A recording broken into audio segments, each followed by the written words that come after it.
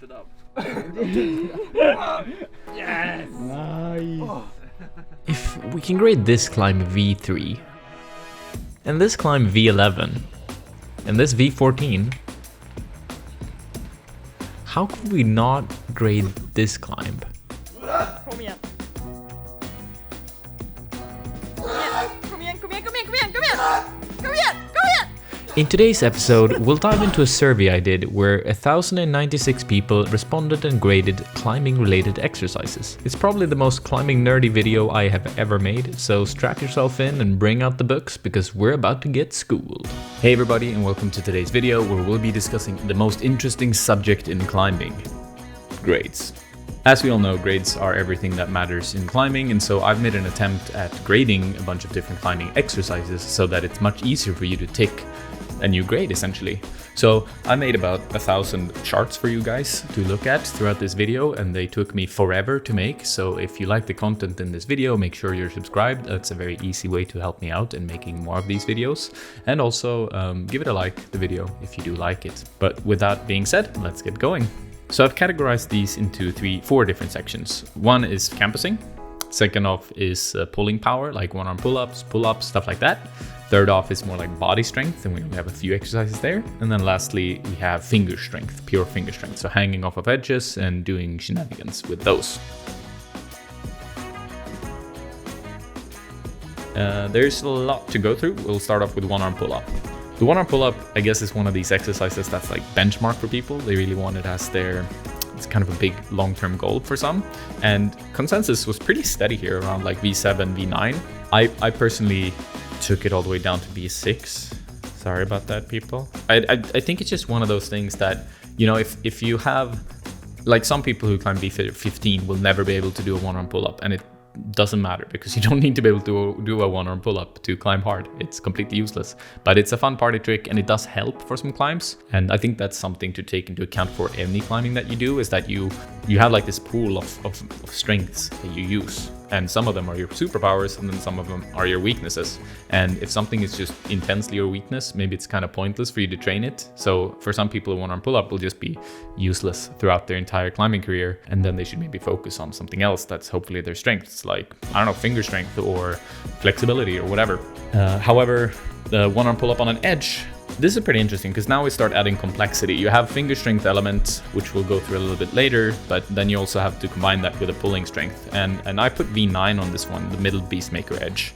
It's around 23 millimeter, and I think for most people, if you can do a one-arm pull-up, it's generally, I think, a little bit easier to do a one-arm pull-up than to actually just hang off of the edge, because you start rotating when you hang, which requires a lot of shoulder stability, and it's just hard to recruit from the fingers. But when you're pulling, you're actively engaging your fingers throughout the motion, which makes it easier to stay on, at least in my experience as a person who's pretty good at one-armers. So that's why I think it's maybe around V9 and not much harder. Regarding the one-arm pull-up on the Beastmaker Sloper, so I actually put this one at V9 as well, even though I think it's physically not as intense for the fingers. It requires more complexity and like balance and full body strength to do a pull-up on the sloper. Most of you thought it was, actually, you can see the chart for yourself. It's kind of chaotic, like it's anywhere from V8 to V13, pretty average throughout it. And then this one-arm pull-up on the Beastmaker Sloper 45 degree, probably the hardest one-armer I've ever done. Requires perfect conditions, a lot of training for me anyways, and it's just pretty physical throughout. The grip is extremely hard to hang off of that sloper with one arm, and then to start pulling, you can't do it fast is the thing. That's why it's so difficult, because if you do it too fast, you just explode off it. So it's hard to keep pulling and engaging your fingers, and you just have to stabilize throughout the entire motion. I actually put that one at V13. I think this consensus makes kind of sense actually, like V11 to V15 is a nice interval for it. It's definitely not like V7 or at the lower end of this scale. Okay, we'll speed this up a little bit because we have so many exercises to go through. Pull up from a bar, super fun. Actually, a majority of votes were at a pretty fun consensus here, like V0 to V3, around V1, V2. I put it at V1, and I think that's pretty fair. Then we, of course, had some outliers at V15, and that's just, I think, people misclicking or something. Pull up 1.2x body weight, around V3, V4. I put it at V3. Pull up with 1.5x body weight. So, like, say that I weigh 80, then I add 40 to that. That's this pull up. Around V6, a little bit overgraded. I put it at V4. Next up, 1.75x body weight. Here it starts to get pretty heavy. I put that at V6 because I think a one-arm pull-up was V6 and these are pretty equal. If you can do around 80% added body weight, you can probably do a one-arm pull-up. And then lastly, adding 2x your body weight, that starts to get pretty heavy and I put that at V10.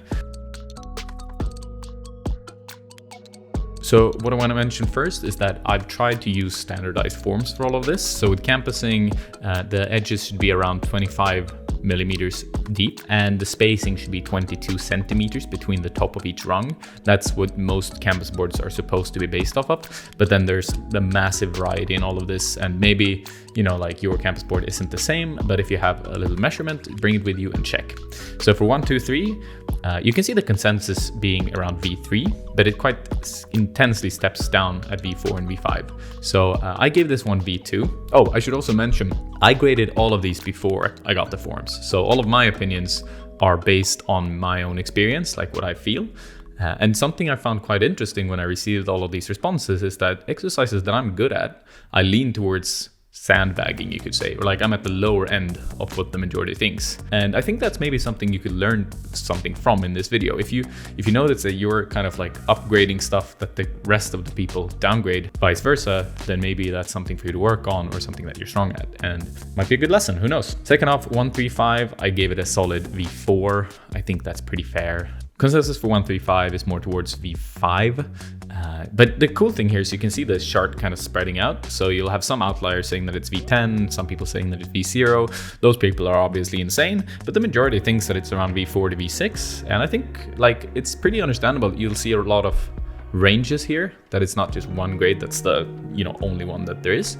But what you can kind of take from it is that each exercise does have a pretty definitive interval that they're graded within, and I think that's pretty cool. 147 is kind of like this benchmark thing with campusing, something that a lot of people try to achieve, and I give it a V7 and the consensus is around V7, V8, but you can see that one also taking a dive at V9, and I think it's just because people don't want to airbag that exercise. That's the benchmark of all campusing. 147 is 7A, 7A plus, around there. So shooting for this video is actually the first time that I did 159 in my entire life. It is the hardest campus move I know and that I've like seen, and I think it actually clocks in around V13 is what I graded it. So here I did actually airbag it a little bit compared to what the consensus is. It's all over the place, to be fair. Everything from V8 to V15 seems to be what people think it is. What I think we'll notice very soon when we compare to 169, we can actually move on over to that right away. So 169 is actually a lot easier than 159. But at the same time, 169 has a grade that's given slightly, according to the consensus, people think that it's slightly harder, which is understandable. People think that 16 is a really big and hard move, but in fact 159 is quite a bit harder, because when you can do 16, you can probably do 169, but when you can do 15, getting to the 9th rung is, you're far off from that, I can tell you that much. Lastly, I figured I'd include 158 because that's also kind of a common exercise to compare with all of these. Once you've done 147, 158 is usually the next step.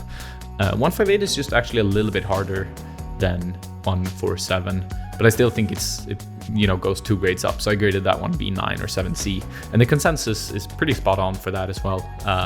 Not many people would say that it's V7, so it kind of starts at V8 and then goes up. Okay, so now I just wanted, this one I think some people might have misinterpreted. It's 15. I just meant the first move to 159, for instance, so it's not double clutching. I give that a V5. Probably around V6, V7 is what most people will perceive it as. Same thing goes for 16. I intended for that to be the one move, but I didn't specify it well enough, I don't think. But yeah, I graded 16 V7, and generally it seems to be around V8 that people think it lands at. So okay, so 17 is the last campus move that we have on our list, and it's, you know, it's not one of those that many people can do, I don't think. I just tried it once during the filming day and didn't feel close at all, so I felt like it's just pointless to continue. I think Jan Hoyer did 17 back in the day, but it was kind of on his home, not home wall, but like his gym wall, so it has different spacing, and I think it was like 110 on that one, but people calculated and it seemed to be around 17. So he's probably the guy who's done the biggest campus move in the world. And that's a pretty cool training clip you guys should check out. I'll put a link in the description. But yeah, I mean, who knows? This one was really hard for me to grade. I put it at V13. And again, like this is the upper end of it. So maybe it is like V10, V11 that people graded it. And I just kind of can't pull that far. Okay, the body strength exercises, we'll start off with front lever. I put it at V7, just because again, it's the same thing as with the pull-ups. Some people have such an advantage just genetically, and it just makes it a pretty easy move because it's not so complex. You just have to go up and then you're done.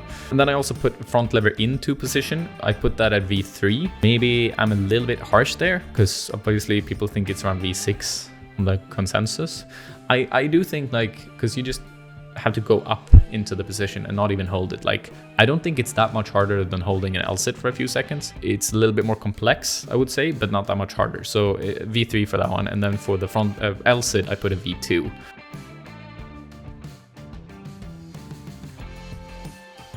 Okay, last up, we have all the hanging.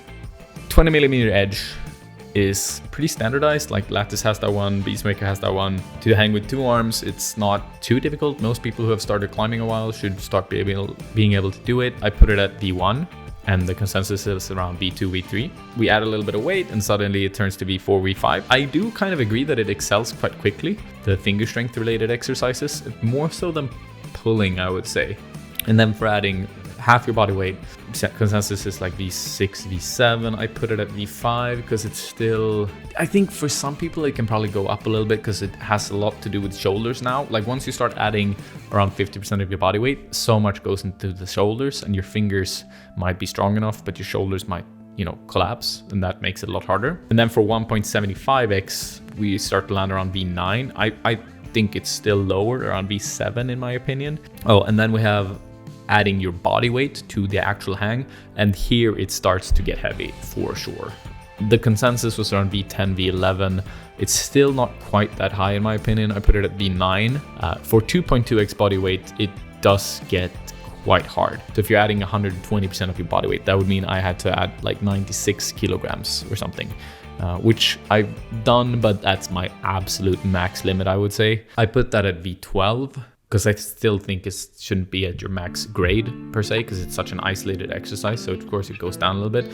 But I do think that, I mean, we don't really have a consensus because it ranges from like V7 to V15, which is pretty large. We got 4 more to go. The middle Beastmaker edge hang is probably like a fairly common benchmark for people as well, and has a quite, you know, continuous consensus. V8 to V9 seems to be where people land.